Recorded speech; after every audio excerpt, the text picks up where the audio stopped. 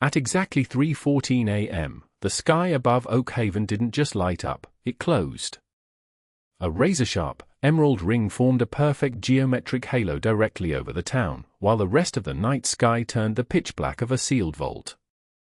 For exactly 7 minutes, every clock stopped, every engine died, and 47 residents woke up staring out their windows at a ring that defied every law of atmospheric physics. And what investigators found when they tested the soil the next morning made no sense at all. Let me take you back to October 14th. Clara Vance was standing by her kitchen window, clutching a mug of cold tea, when the crickets stopped.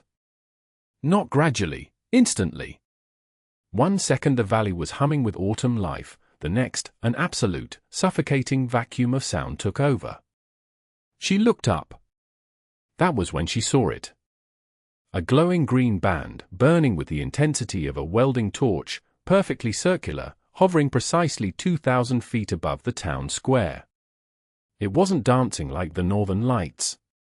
It was rigid, edged like glass. And the air inside the ring was behaving in a way that terrified the meteorologists who later analyzed the seismic data. Our engagement beat, but the strangest part was still to come, because as Clara pressed her palm against her living room window, she realized the glass wasn't cold. It was vibrating. Let's dive into the first loop. What happens when an entire town's electrical grid shuts down simultaneously without tripping a single breaker? Ask Thomas Reed, the local power plant operator on duty that night. At 3:15 a.m., the main turbine monitors didn't just flicker, they pegged backward. Every needle hit zero with a sharp clack. Thomas grabbed his heavy-duty flashlight and stepped outside the substation doors. The beam didn't cut through the dark.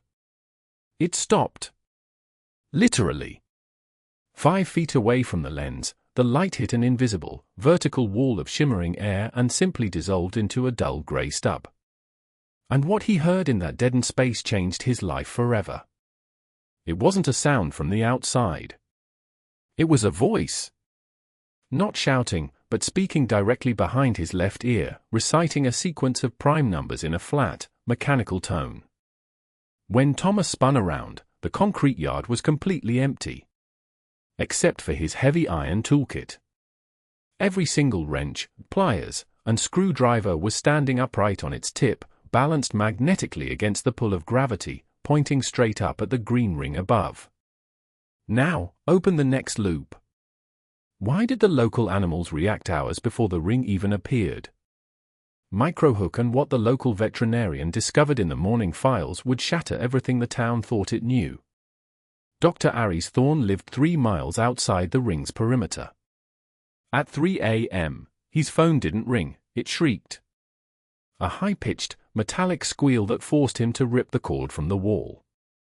When he looked out his barn window, every single horse, cow, and sheep had broken through their reinforced wooden fencing.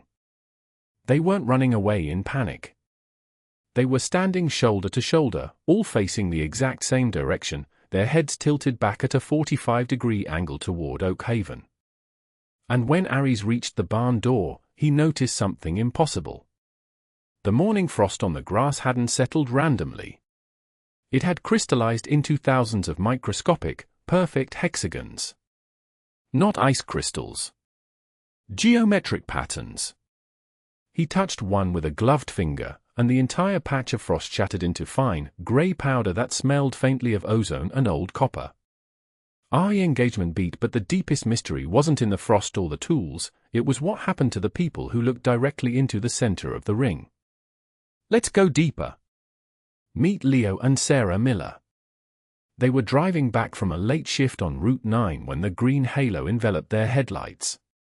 Leo slammed on the brakes, but the truck didn't skid. It stopped instantly, as if it had hit a wall of wet sand.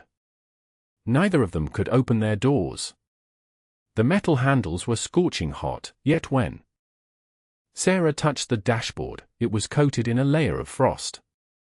Then came the silence inside the cabin. Not the absence of noise, an active, pressing weight that made their ears pop.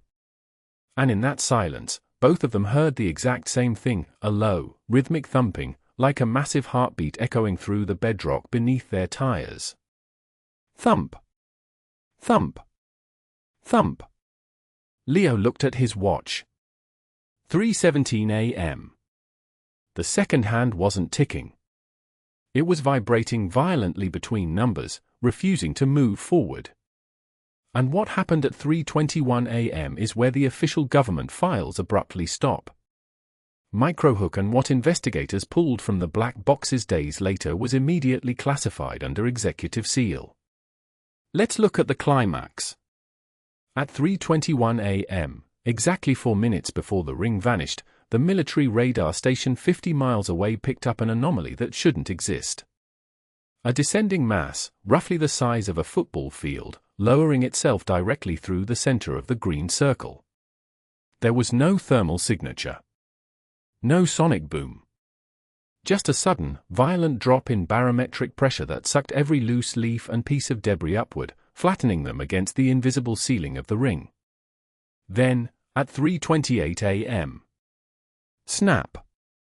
The green ring didn't fade. It collapsed inward with a sound like a gunshot, and the night sky instantly snapped back to normal. Stars reappeared.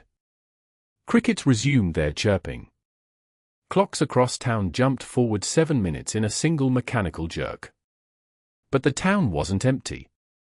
And the people who walked out their front doors at 3:30 a.m. weren't alone anymore.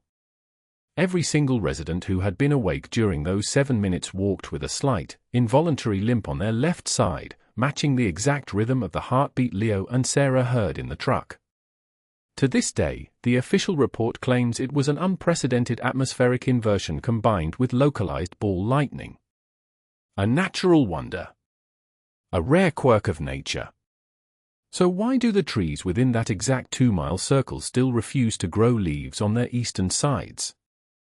And why, every year on October 14th at precisely 3:14 a.m., do all the clocks in Oak Haven stop for exactly 7 minutes?